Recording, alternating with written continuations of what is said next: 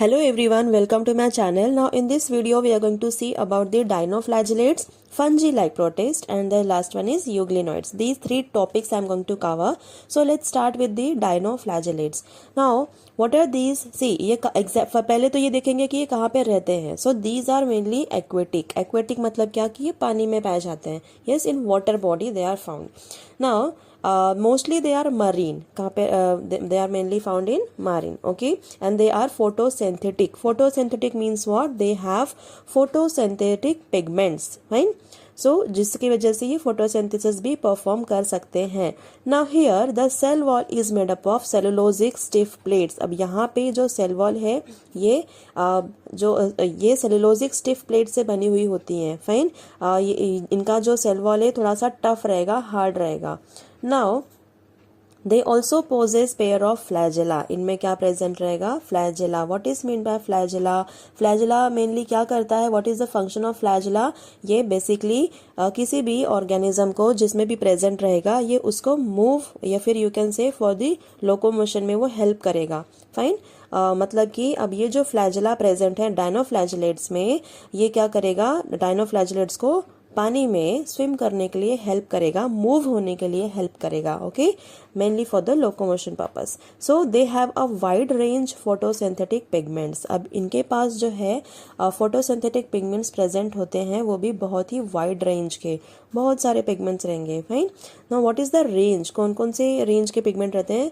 जो कलर्स हैं वो yellow, green, brown, blue and red. इतने सारे colours, different types of colours, ये सब ये पिगमेंट्स इसमें क्या रहेंगे? प्रेजेंट रहेंगे. Which colours?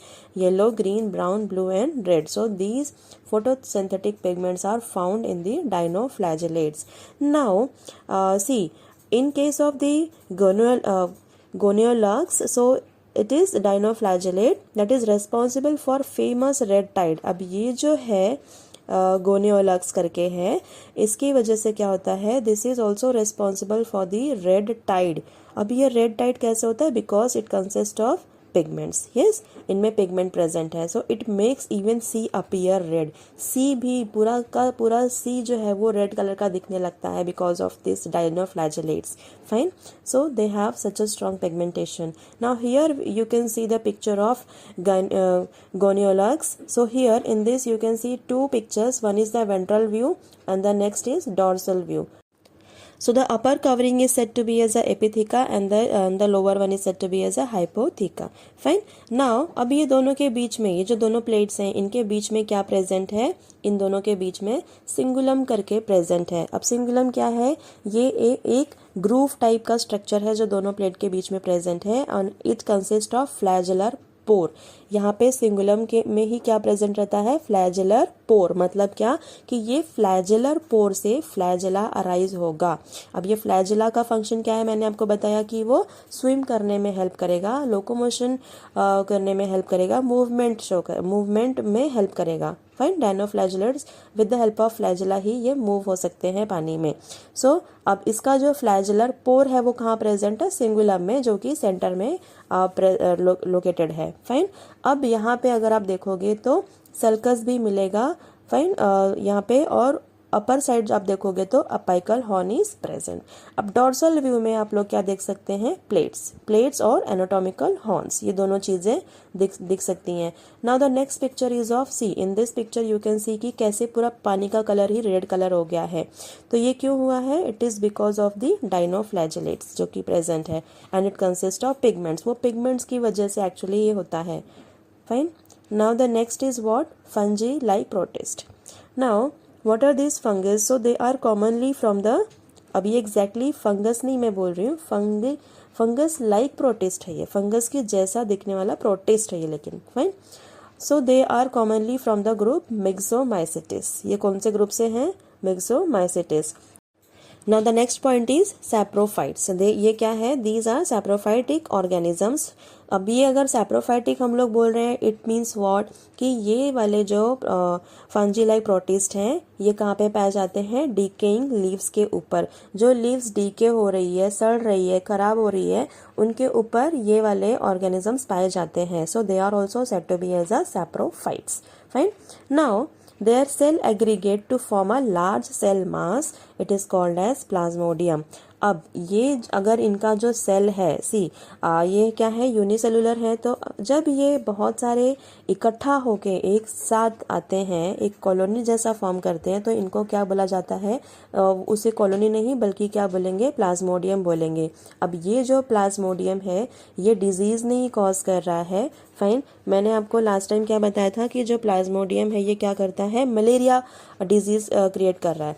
बट हियर ये वो वाला प्लाज्मोडियम नहीं है, बल्कि जब ये इनका जो फंजी लाइक जो प्रोटिस्ट हैं जब वो एक साथ एग्रीगेट होते हैं तो उनको क्या बोला जाएगा, plasmodium. Fine, now spores produced by plasmodium are very tough and survive even in very harsh conditions. अब ये जो प्लाज्मोडियम है इसमें क्या होगा, ये स्पोर्स प्रोड्यूस करेगा। फाइन, अब ये जो स्पोर्स हैं they can also survive in the very harsh condition. Now the next topic is euglenoids. Next we are going to see about euglenoids. Now अब ये क्या है, euglenoids क्या है, see they lack cell wall. इनमें जो cell wall है वो एब्सेंट रहेगी। सेल वॉल क्या है, it is the outer most layer. अगर किसी भी प्लांट में सेल वॉल प्रेजेंट होती है तो वो एक आउटर मोस्ट लेयर होती है। नाउ हियर सेल वॉल जो है वो एब्सेंट है, but they have a tough covering of proteinaceous pellicle. अब इनके पास सेल वॉल तो नहीं है जो एक हार्ड कवरिंग होती है ऑर्गेनिज्म के बाहर, मेनली प्लांट्स में पाई जाती है, प्लांट्स में मिलता है सेल वॉल।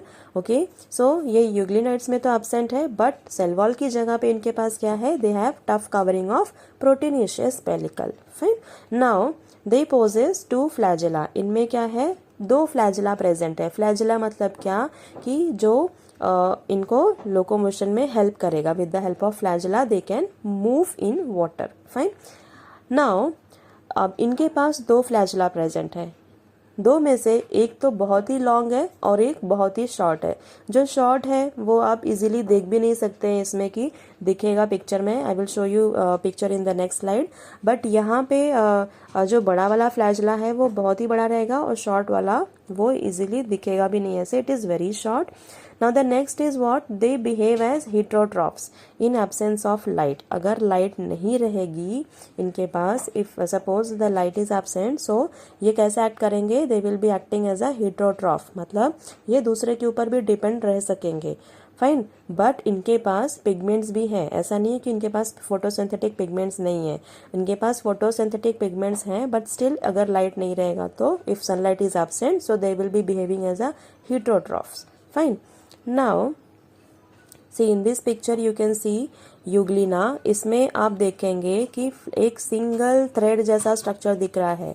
वो थ्रेड जैसा स्ट्रक्चर एक्चुअली उसको आप थ्रेड जैसा स्ट्रक्चर नहीं बोल सकते, but you can see it as a whip like structure. जो हॉर्स को मारने के लिए वो आदमी देखो लेके बैठा रहता है, बड़ा सा चाबुक जैसा रहता है, so it is said to be as a whip like. Fine, तो ये वाला जो फ्लैजेला है ये भी बहुत बड़ा है, जस्ट वैसे ही दिख रहा है। Now this is mainly for the locomotion purpose. ना यहाँ पे भी आप देख सकते हैं कि सिर्फ एक ही फ्लैजेला दिख रहा है, वो जो छोटा वाला फ्लैजेला है it is very small. That now in this picture you have to simply focus on the flagellum and the photoreceptor। सिर्फ ये 2 चीज़ें बहुत इंपॉर्टेंट है। And also you can see कि एक आई स्पॉट प्रेजेंट है। Okay, what is that, it is stigma. Now you can also see कि chloroplast present रहता है। क्लोरोप्लास्ट मतलब जहाँ पे पिगमेंट्स प्रेजेंट रहेंगे। Fine, and it also consist of nucleus. Contractile vacuole present है यहाँ पे। सो मेनली आपको किस पे देखना है, flagellum and the photoreceptor sales यहाँ पे प्रेजेंट है। This you must know. और इट्स नॉट नेसेसरी कि आपको ये पूरा डायग्राम बाय हेड रखना है।